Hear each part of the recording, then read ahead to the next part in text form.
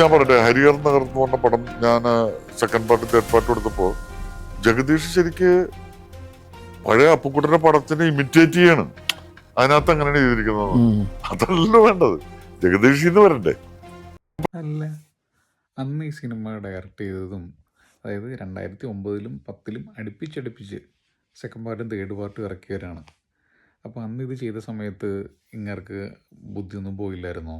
ചുമ്മാ ജഗദീശ്വരനെ വിളിച്ചിട്ട്, ജഗദീഷ് നീ ഈ അഭിനയിക്കുന്ന ശരികളോട് മാറ്റി പഠിക്കണോ, ഇങ്ങനെ മനസ്സിലാകാത്ത രീതിയിലൊന്ന് പറയുകയായിരുന്നുണ്ടെങ്കിൽ പുള്ളിക്കൊന്ന് മനസ്സിലാകണമല്ലോ.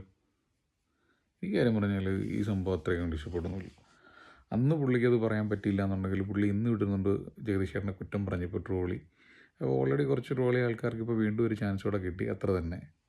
അല്ലാണ്ട് ഇപ്പോൾ എന്താ കൊണ്ടുവരണങ്ങനായിട്ട് ജഗദീശ്വരൻ എന്തോരം നല്ല നല്ല റോളുകൾ ചെയ്തിട്ടുണ്ട്. അല്ലാണ്ട് തന്നെ അപ്പോൾ കഴിവുള്ള വേറെ സംവിധായകന്മാരൊക്കെ പുള്ളീനെ നന്നായിട്ട് യൂസ് ചെയ്തെന്നേ പറയാൻ പറ്റുള്ളൂ.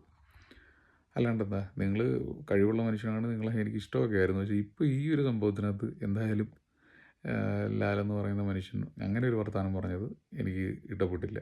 അതുകൊണ്ട് മാത്രം ഞാൻ വന്നേ ഉള്ളൂ. നിങ്ങൾ നിങ്ങളുടെയൊക്കെ അഭിപ്രായം പറയുക. ഞാൻ എൻ്റെ അഭിപ്രായം മാത്രമാണ് പറഞ്ഞത്. എനിക്ക് ആ വീഡിയോ കണ്ടപ്പോൾ ഇങ്ങനെയാണ് തോന്നിയത് പ്രതികരിക്കാൻ. അപ്പോൾ ശരി, എന്നാൽ എല്ലാവർക്കും താങ്ക്സ്. ബൈ.